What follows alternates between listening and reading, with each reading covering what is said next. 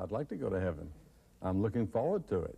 Billy Graham is credited with bringing the born-again religious movement into the American mainstream. Life magazine listed him as one of the 100 most important Americans for the 20th century. The Son of God. He was inspired as a teenager to spread the gospel. Christ came into my life, transformed me, changed me, made me a new person.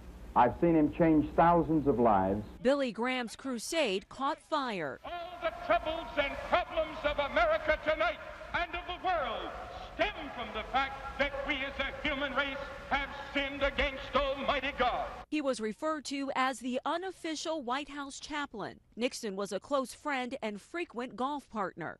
George Bush called Graham to the White House the night before he launched the first Gulf War. Younger President Bush credits Graham with turning him away from drinking and towards embracing God.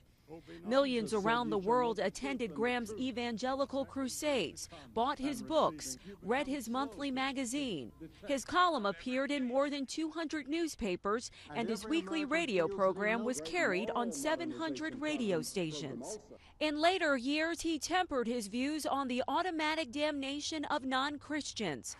A frail Billy Graham was honored by 3 former presidents at the dedication of his library in Charlotte. To have a man whose public ministry has reached hundreds of millions simply because he believed God had called him to use his massive talents to show that he loved his neighbor as his Savior told him is a great gift.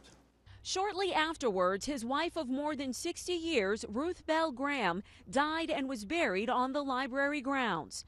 Billy Graham reportedly told his children and grandchildren that he was, quote, looking forward to the next service, when he would be buried at her side. My father, Billy Graham. He lived to celebrate his 95th birthday at a party with about 900 guests. They watched Graham's video, My Hope America. It was the Reverend's last sermon.